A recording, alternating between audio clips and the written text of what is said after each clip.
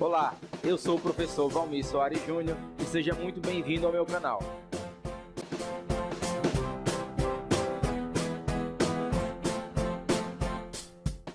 Vamos lá, galera, então, sejam muito bem-vindos a mais uma aula do nosso curso de Orçamento Público. Agora vamos iniciar a aula 3, onde vamos fazer comentários sobre os tipos de orçamento. Nos vídeos anteriores até eu comentei um pouco sobre o orçamento programa e tudo, mas aí eu achei interessante a gente ter uma aula só para falar dos tipos de orçamento, especialmente aqueles mais famosos, tá? Vamos falar um pouco também mais sobre o orçamento programa, mas vamos comentar sobre outros tipos de orçamento. E lembrando, ou melhor dizendo, afirmando, essa é a primeira parte de um total de 3, tá bem? Então, olha só, estamos aqui a partir de agora e eu convido você que não é inscrito no canal ainda a já se inscrever aqui embaixo. Logo aqui abaixo de mim tem um quadradinho vermelho com clique para assinar, você clica lá e se inscreve. E ao final, se gostar do vídeo, comenta lá, gostou e curte o vídeo também, que isso ajuda muito o canal a crescer.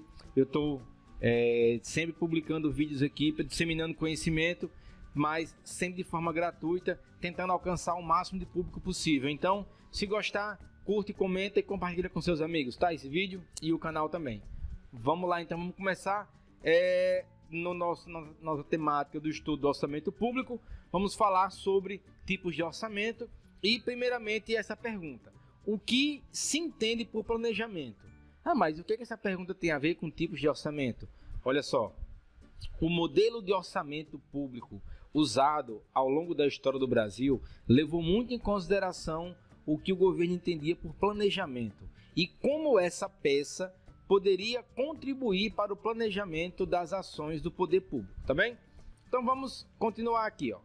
As normas brasileiras de contabilidade, editadas pelo CFC, assim definem: planejamento, o processo contínuo e dinâmico voltado à identificação das melhores alternativas para o alcance da missão institucional, incluindo a definição de objetivos, metas, meios, metodologia, prazo de execução, custos e responsabilidades materializados em planos hierarquicamente interligados. Então, planejamento, na definição do Conselho Federal de Contabilidade, é tudo isso aí. E como é que isso nos atinge? Por que isso nos é interessante quando estuda o tipo de orçamento? Porque houve tempos em que a lei orçamentária não era ligada ao planejamento público e, com o passar do tempo, houve situações em que o planejamento público passou a ser relacionado ao orçamento público, ao modelo de orçamento em vigor, tá bem? Então, a gente já vai entender melhor essa relação orçamento público-planejamento quando avançar um pouquinho mais aqui. Então, seguindo, olha só. Conceitos e noções de orçamento público. Conceitos que eu considero interessantes em relação ao orçamento público. Orçamento público é um processo contínuo, dinâmico e flexível, que traduz em termos financeiros e não financeiros, para determinado período, um ano, os planos e programas de trabalho do governo. Essa definição é a definição atual de orçamento público, e especialmente relacionada a uma das leis orçamentárias, que é a Lei Orçamentária Anual, a LOA, que diretamente é materializada através de um documento que prevê receita, fixa despesa e está diretamente relacionada aos planos de trabalho do governo. Assim sendo, o planejamento público ele passa fundamentalmente pelo orçamento.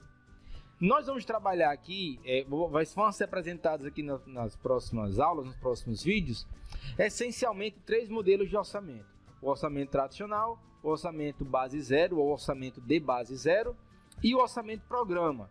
E esses 3 documentos, que tiveram vigência em momentos diferentes da história da política pública brasileira, eles tinham maior ou menor integração com o planejamento da ação estatal. Tinham grande ou pequena relação com os planejamentos públicos. Então, você já pode imaginar, o tradicional é o mais antigo, o de base zero veio em seguida, e o programa é o último, que inclusive é o que está vigente até hoje. Exatamente. Houveram outros, houve também o orçamento de desempenho, mas nós não vamos tratar isso aqui por entender que ele é muito semelhante ao programa. Vai ter que eu vou fazer comentários sobre ele, mas ele está muito relacionado à metodologia de orçamento programa, tá? Então, olha só, a pergunta que eu deixei lá, qual a relação entre o planejamento e o orçamento? Qual a relação entre esses dois documentos? O planejamento público está relacionado à ação, a gente viu na definição do CFC ali, é um conjunto de ações com objetivos que visam algo a ser alcançado ao final. E o orçamento público, na definição atual, é um processo contínuo, dinâmico e flexível que traduz em termos financeiros e não financeiros os planos e programas de trabalho do governo. Então, o orçamento hoje tem grande relação com o planejamento. E aqui já um pequeno parêntese. Toda questão, todo questionamento que lhe for apresentado em que tente, no momento atual, descolar o orçamento com o planejamento, essa alternativa possivelmente será uma alternativa errada. Por quê? Ah, professor, mas eu encontrei um livro que dizia que nas leis orçamentárias nós temos o PPA e a LDO relacionados ao planejamento e a LOA é mera execução. Cuidado com essas expressões mais limitadoras. É fundamentalmente, é essencialmente, é sempre, é nunca, mera. Então, tudo isso tende a um extremismo que pode ser considerado como um erro. Então, olha só, a lei orçamentária, e aqui eu concordo em parte com a doutrina, a PPA e LDO são documentos essencialmente de planejamento, mas a LOA, apesar de ter o seu caráter muito mais de execução, ela não pode ser desconsiderada como um instrumento de planejamento. E quando eu falo LOA, eu falo do orçamento público em si. Aqui a gente está tendo uma visão mais limitada. Quando se trata o orçamento público, pelo menos nesse momento, nessa aula, a gente está falando da lei orçamentária anual, da LOA, tá bem? Então, hoje a lei orçamentária anual ela tem toda a integração com o planejamento da administração pública. Não era assim. Vai ficar mais claro nas próximas aulas, mas hoje é um documento totalmente ligado ao planejamento. Execução e planejamento. Só que no passado não foi bem assim. Mas vamos seguir aqui, a gente vai falar muito sobre isso nos próximos momentos ainda. Entenda o termo flexível como a possibilidade de serem implementadas mudanças ou alterações de gastos inicialmente fixados durante a execução da lei orçamentária anual. É óbvio que, imagine a situação, a lei orçamentária anual é aprovada com um determinado limite de despesas para a educação e um determinado limite de despesas para a saúde. Imagine que ocorre uma calamidade na saúde pública.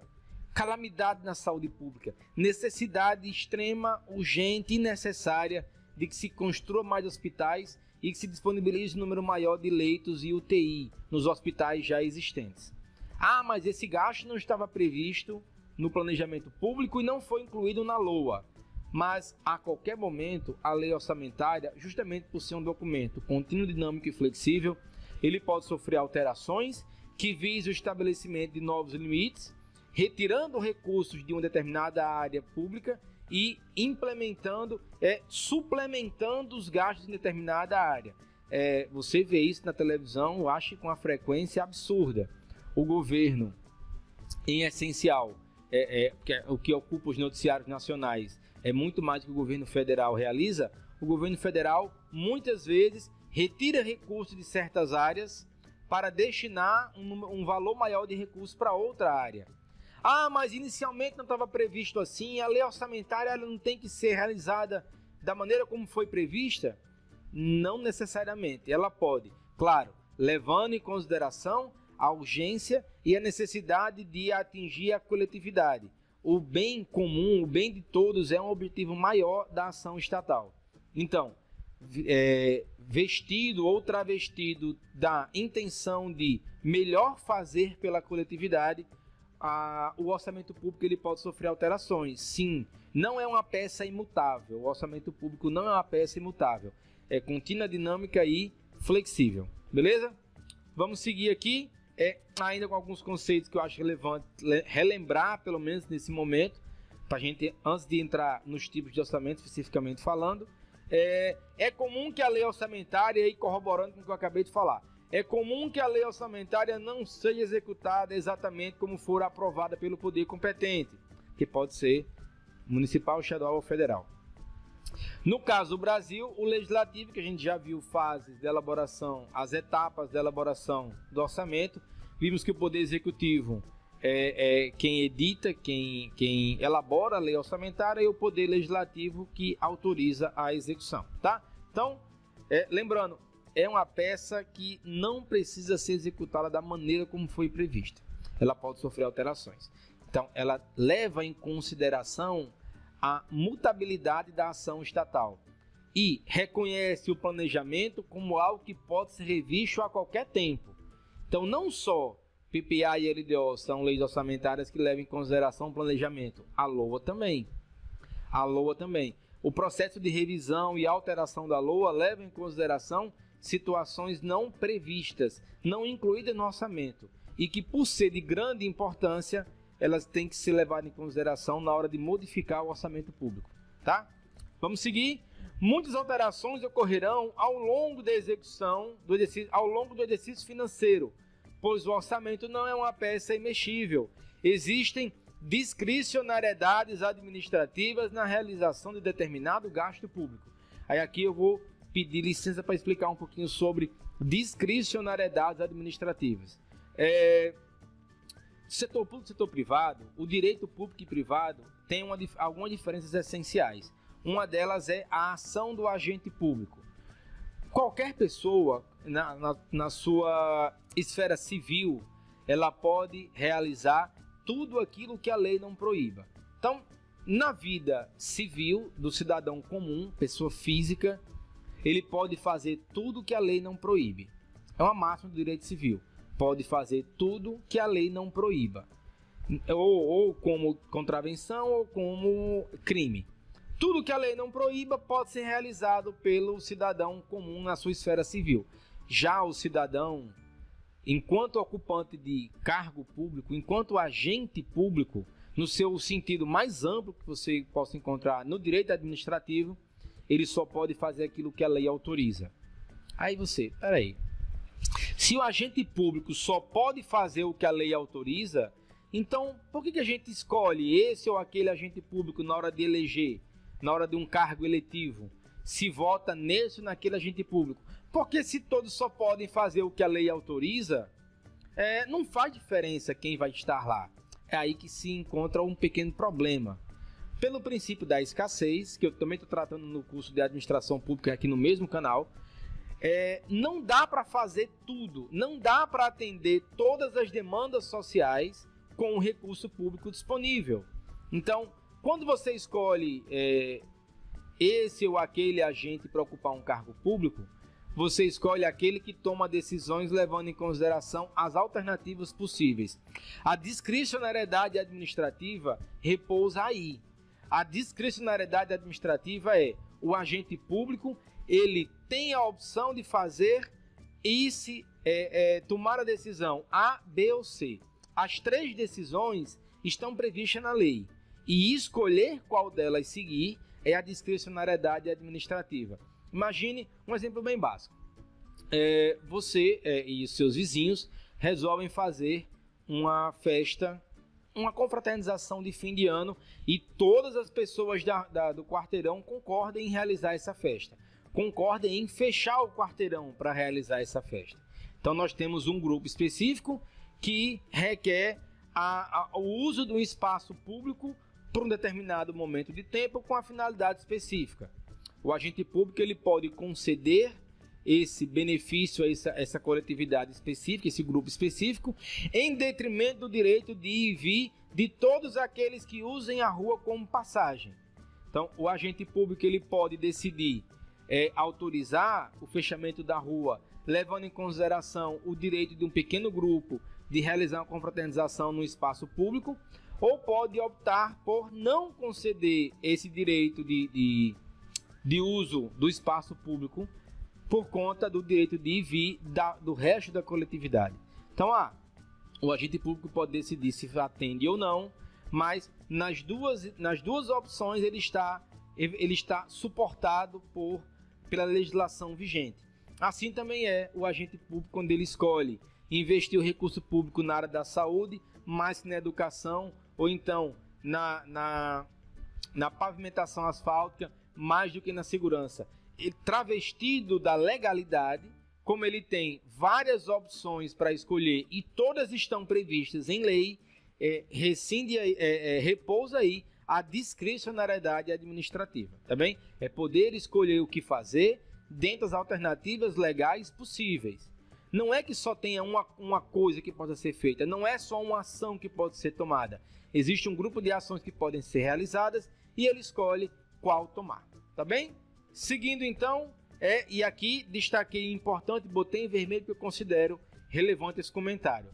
Apesar das divergências de doutrina, se plano ou lei, hoje é posição dominante, inclusive já decidida reiteradas vezes pelo Supremo Tribunal Federal, STF, que o orçamento é uma lei formal de efeito concreto. E qual a importância de dizer que o orçamento é uma lei formal de efeito concreto? Porque enquanto lei formal, a ele é possível impetrar qualquer remédio constitucionalmente estabelecido contra a lei, inclusive ato de descumprimento de preceito fundamental, ADPF, quando algum grupo, algum representante da sociedade civil ou alguém que tenha poderes para tal, entender que a lei orçamentária está descumprindo um preceito fundamental da Constituição, ela pode sofrer as sanções desse remédio constitucional por haver entendimento de que ela é sim uma lei de efeito concreto, tá? Vamos seguir e lembrando, só antes de avançar para a parte final da aula, que são as questões, quais são as funções do orçamento? Esse assunto também está sendo tratado no curso aqui de administração pública, nesse mesmo canal, você pode assistir também aqui, gratuitamente.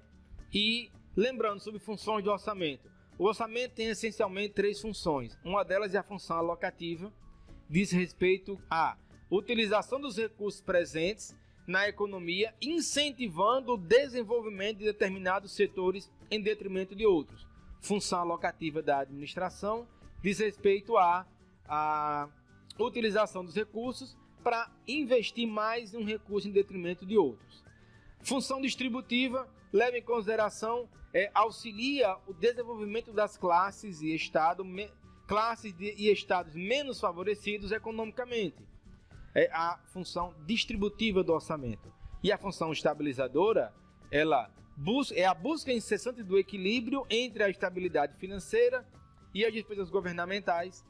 Deve-se buscar o crescimento econômico ao emprego de maneira consciente dos recursos disponíveis, tá? Eu não vou me ater muito a essas funções do orçamento aqui, mas convido você que no link desse na descrição desse vídeo, você vai encontrar um link para as aulas de administração pública e lá eu explico melhor as funções do orçamento, tá? Você pode clicar aqui em cima também nos cartões que estão aparecendo para as outras playlists do canal, ou pode olhar aqui na descrição e assistir também o curso de administração pública, onde eu estou tratando também sobre funções de orçamento, tá? Então, vamos seguir agora nos debruçando sobre algumas questões que já caem em concurso público.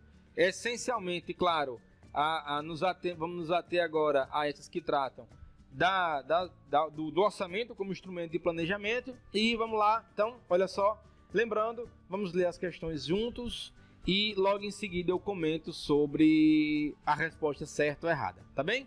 Então, olha só, apesar de ser aprovado sob forma de lei, característica que lhe denota grande significado, a lei orçamentária não precisa ser necessariamente cumprida como aprovada. E aí, certo ou errado essa afirmativa? Certinho, a gente acabou de discutir isso aqui, falou sobre a mutabilidade do orçamento. Ele não é uma peça imexível, ele pode sofrer alterações considerando as mudanças de planejamento, tá bem? Seguindo, a Constituição da República confere ao orçamento a natureza jurídica de lei abstrata. Certo ou errado? Errado.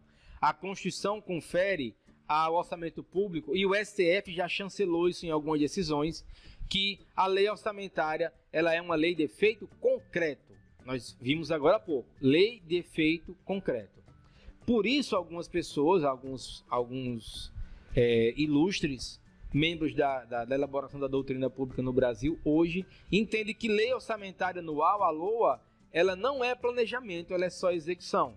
Mas o fato dela ser uma lei de execução, o fato dela ser uma lei de efeito concreto, não descaracteriza a LOA como uma lei intrinsecamente relacionada ao planejamento.